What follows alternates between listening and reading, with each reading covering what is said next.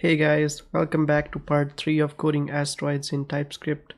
Today we're going to take a look at the player rotation, and we'll also set up a vector class for our math operations. It will also be useful for a lot of other things throughout the project. If we get some time, we'll also take a look at keyboard inputs. Okay, let's get started. So this is where we left off last time. I'm going to go back to my main.ts file, and first thing I'm going to do is I'm going to specify a new property on our player called angle. So we'll use this angle property to rotate the player. Now the easiest way to do some kind of rotation on the canvas is to use the context.rotate function, right? It takes an angle. So let's try that first. What we can do is, actually before we do that, let's stop moving our player. Okay, stopped. Then we'll do player.angle plus plus. So in our update we are continuously increasing the angle. This will just help us visualize before we get to any keyboard inputs. We can just visualize our rotation with this. So I'm going to use the player.angle here, and I think I have to change it to radians because all these library functions use radians. Okay, let's go back. Perfect. So yeah, this works, but the problem with this, and the reason we don't want to use this, is because this is purely a visual change, right? So underneath, all the vertices of this function are fixed at the same value, but when you draw, we rotate the canvas and draw the ship on top, right?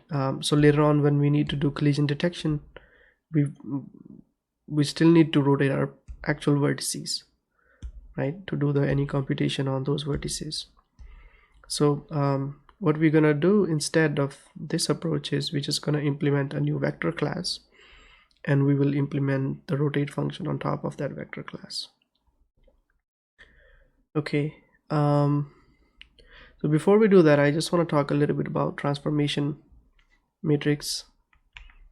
So transformation matrix is, so actually if I show you context.transform, this is a function, but if I say get transform, you see it returns a DOM matrix, right? So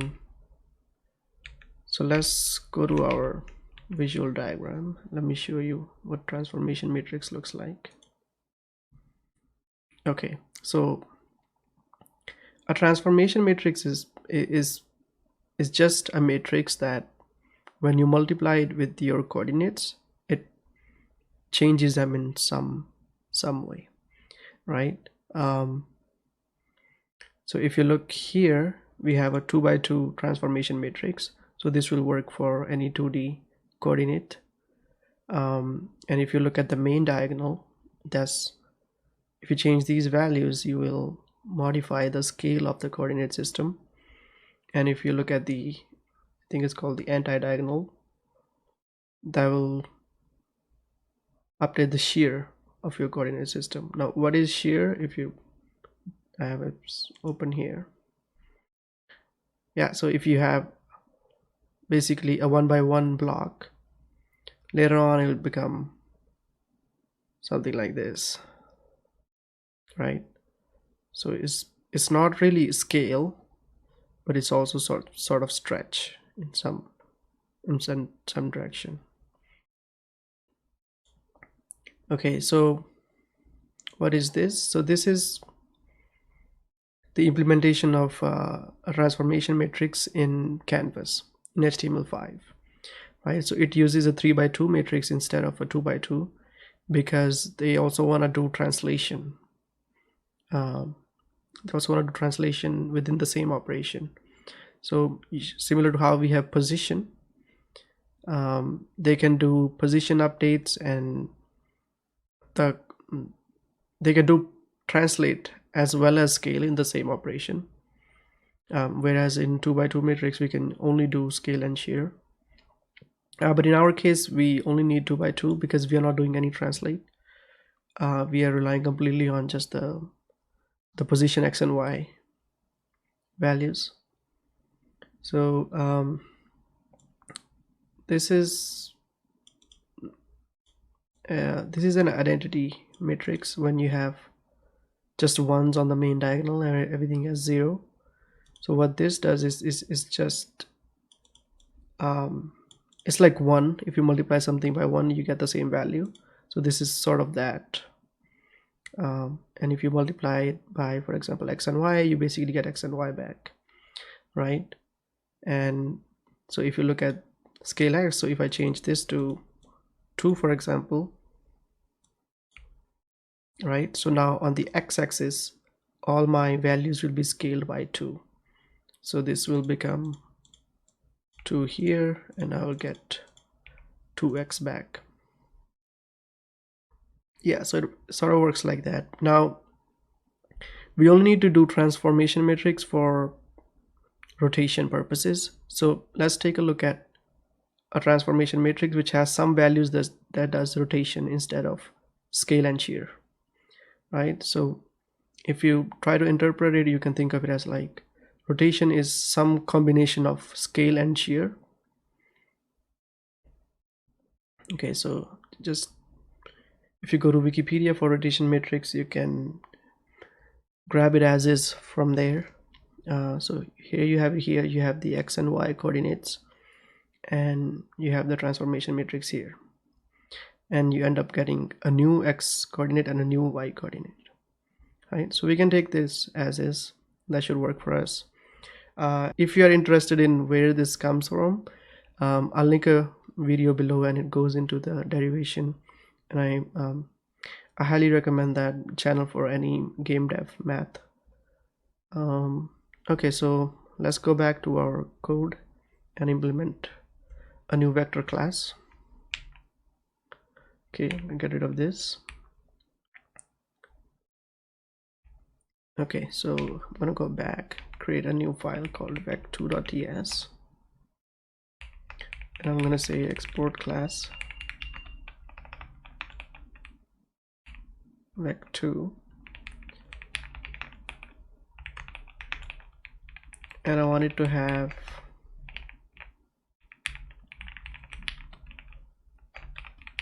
an x value and a y value. So in TypeScript, actually, if you do some modifier and some property in the constructor, you don't need to initialize it here. You don't need to do this dot x equals x because it automatically does it for you.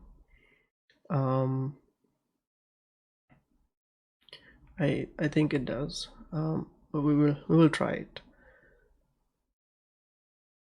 Okay, this is good for now. And then let's define a rotate function. It will take an angle, and okay, we'll work with degrees for the angle, and we will convert it to radians. So we will say angle in radians is equal to angle to math.pi by 180, and yeah, so if you go back here, so we need to compute for our new x, we need to compute x cos theta minus y sin theta, and then for y we need to compute x sin theta plus y cos theta. So I'll compute just the sine and cos values first, and then we can reuse them. So first I'll do sine theta equals math dot sine angle in radians is similar for cos theta to angle in radians. Now our new x value will become x cos theta minus y sin theta. We'll do this dot x to cos theta minus this dot y into sin theta, and for our y it will become x sin theta plus y cos theta. So this will be x sin theta plus y cos theta, and we will return a new vector from this.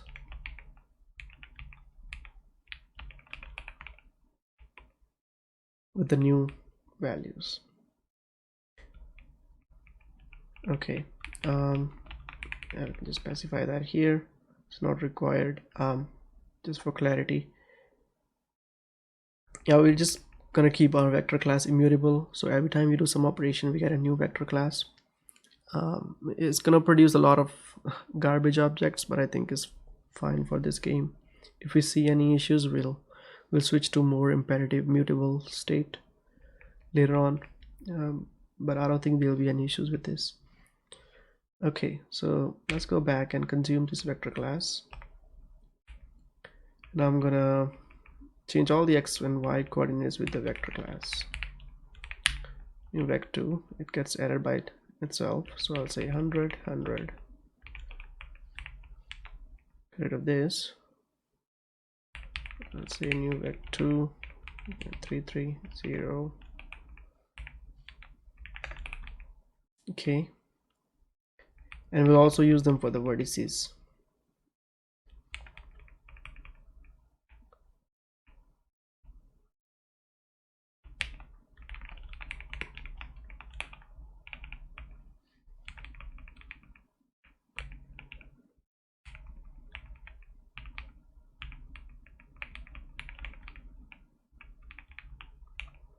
Okay, now we can get rid of the context rotate,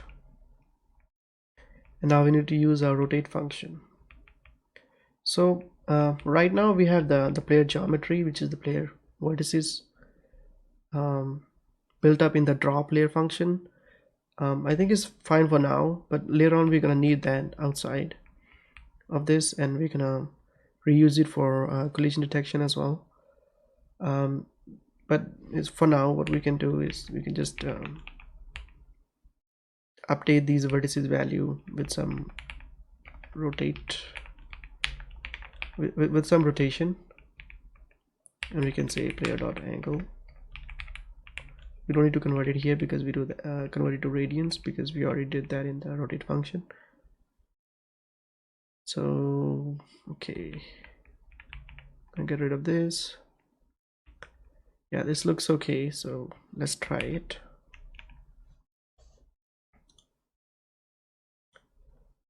Okay, I'm not sure if this is the glitch or is it actually not working. Okay, it was the glitch. Okay, yeah, so see, we have the exact same behavior.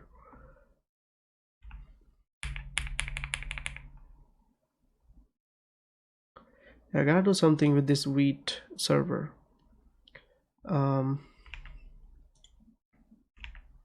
Is there a way to force?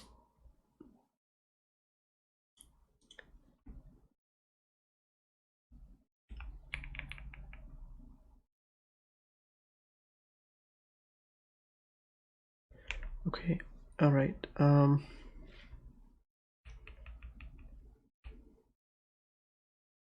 Okay, I think that's it for the rotation. Okay, yeah, we can look at keyword inputs now. Right now, for example, we are just doing the angle update in our update function. So what we want is we want to have this coming from the player input.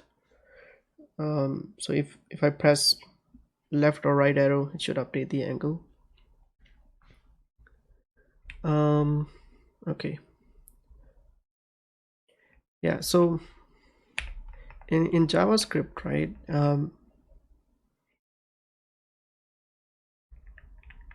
the most common way to get input is using the event listeners.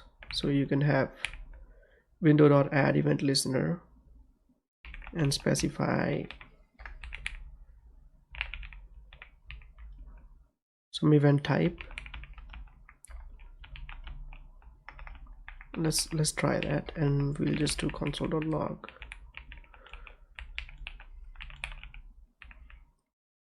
See what we get. There we go. So every time we press something, I pressed space, so we press arrow left,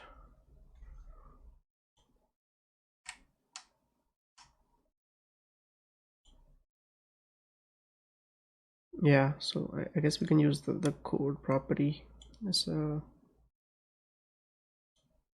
not the key property. Yeah, but so one way is to do, I think this is the only way, but like in games usually you want the API to not just be event based, but it's also beneficial to just check if like some key state, for example, in update you might want to say like if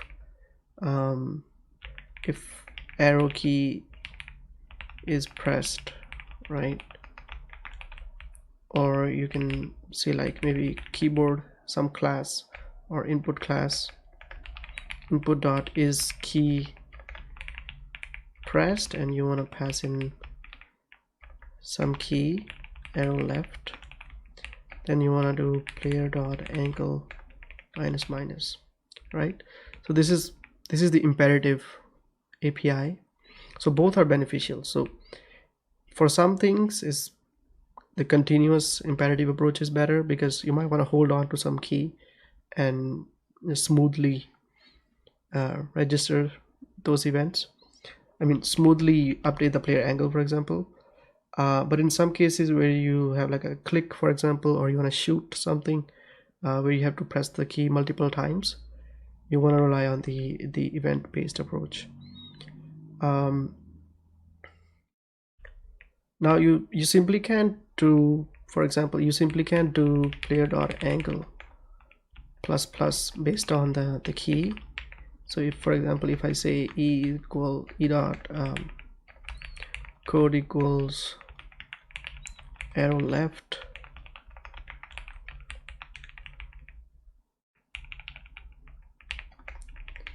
this the problem with this is that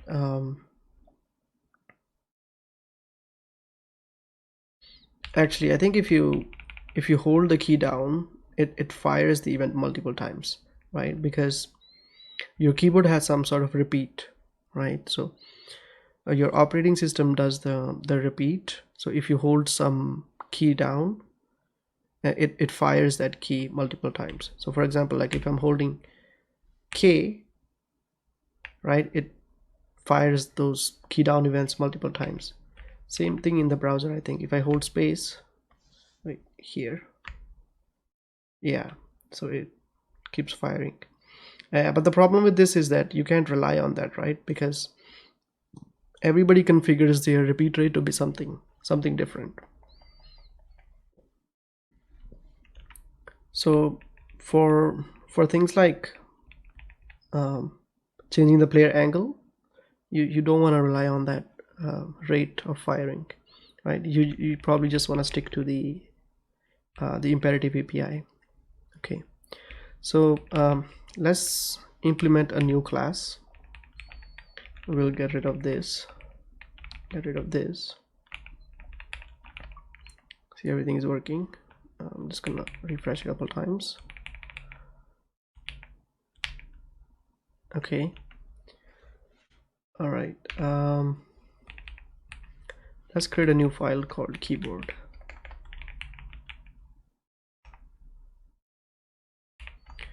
We'll say export class keyboard, and what's it? So what we want to track is we want to track what keys are currently being pressed, and yeah, that's pretty much what we want to track. So let's define some keys. So we can create a new enum called key. We can define some keys that we will use for our game. So we want to use the arrow left and arrow right, for example, right? So we will say arrow left, and we can give it its code value, so we can use it as a value as well. And we will define arrow right also for now. Okay. We can also add space too for now. We're not gonna use that right now. It's gonna be for shooting, for example. You can have space for shooting. So okay, so we want to track all these keys that we're gonna use in this game, right? So first, what we can do, we can actually we need some sort of set to check what keys we are going to use for this game, so we can only track those keys. So what we can do is we can say reserved keys equals new set, and we'll just take all the values of the enum.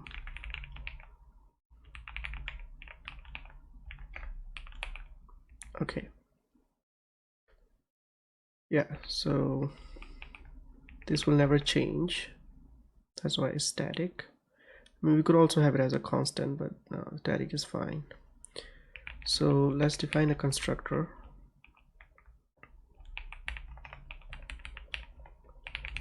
We'll say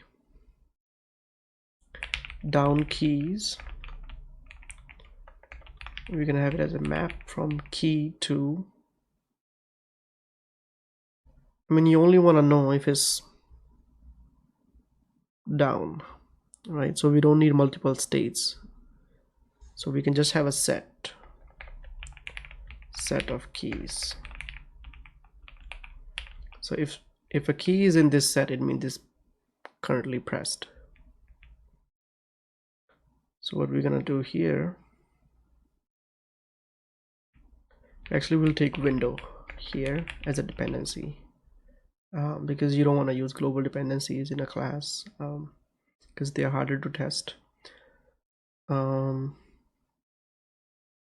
Okay, so we'll just say window, or it could also be an HTML element, right? No, it's fine, window is fine. So we'll do, first we initialize the down keys, new set, and then we will register some event handlers. So first one will be key down,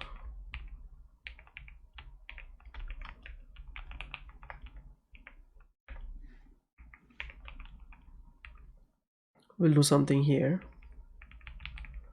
Then let's define another one for key up.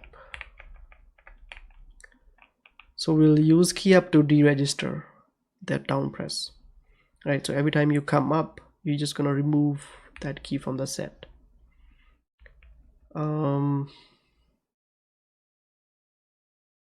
Okay, we can create a new function here that handles key press. It won't return anything.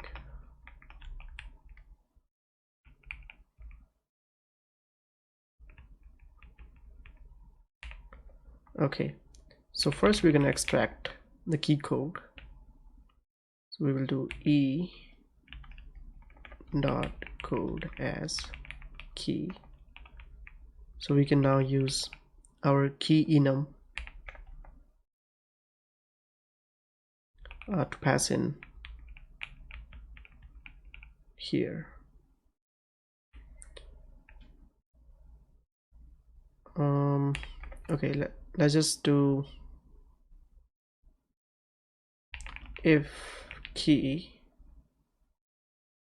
Oh, I mean, you want to check first if it's a reserved key. If keyword dot reserved keys dot has key,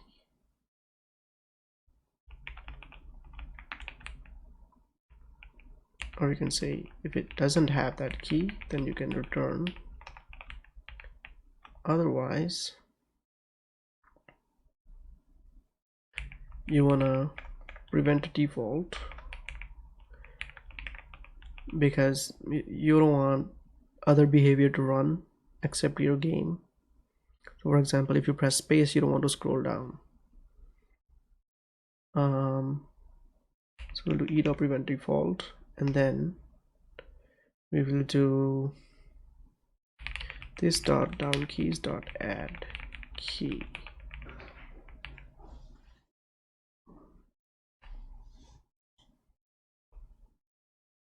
Okay, so I think that's it for the key down. Yeah, we can move all of this into our handle function. Oops.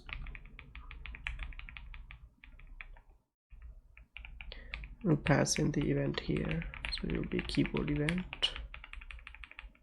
And we actually don't need that. We can just say this dot handle key press.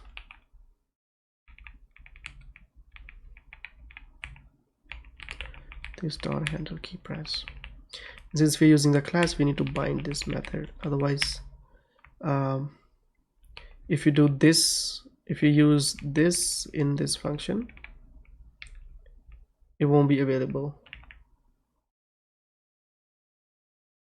So we gotta do this dot handle key press dot bind this. We could have also used the lambda function here. I mean, you could have done something like this, then you don't need that. I mean, yeah, it's just personal preference, I guess.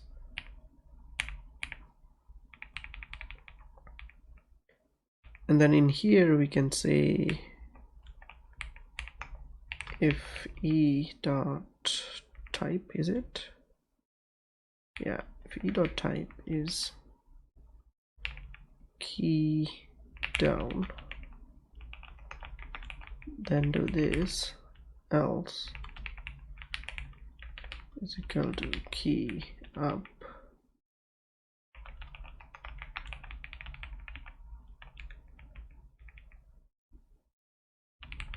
So we add down key on key down, and we remove the down key. Remove, delete this. Okay, delete key. Okay, perfect.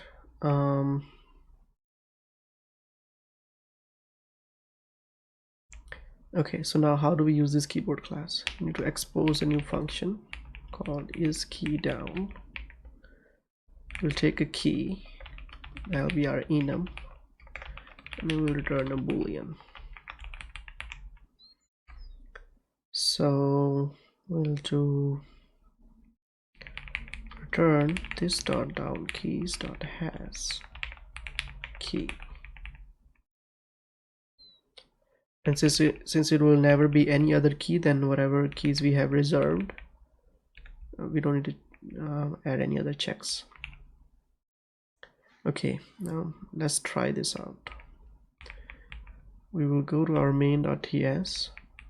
So in our update, we will say, well, actually we need the keyboard first. So let's create a new keyboard. We'll do const keyboard, or we can say input to new keyboard, pass in window.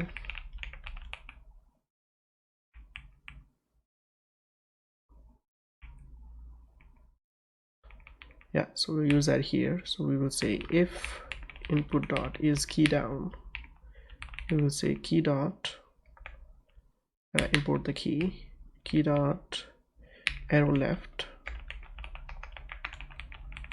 then we'll do player dot angle minus minus,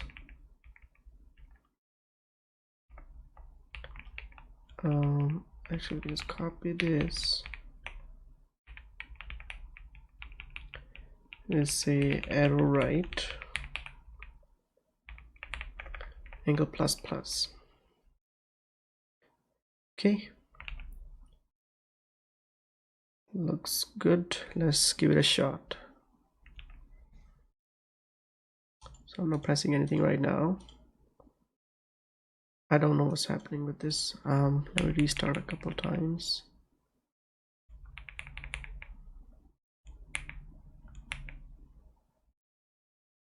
Okay, I think I'm gonna have to switch the Vite server with something else for next video, because I looked at the config and I didn't find anything to disable the cache. Okay, so let's test it out. So I'm gonna press left. Okay, perfect. Now I'm gonna press right. Okay, perfect. Left, right, left, right.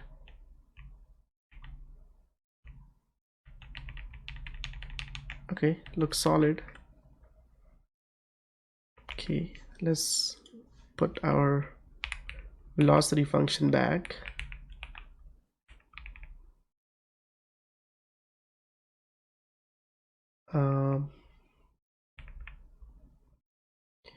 Okay, I think because we set our property to be read only.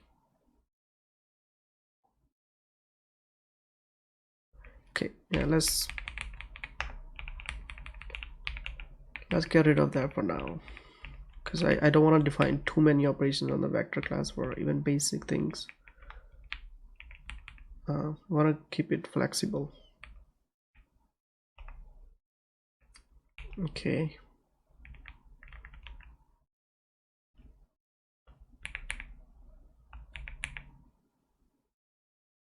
Okay, it's moving. Now I try to do the rotation. Okay, looks good. Okay, that's gonna be the end of this video. So next time we'll probably take a look at thrust. So thrust is basically if you hold some button, you can propel your ship with some force. Yeah, that's gonna be interesting. So see you next time.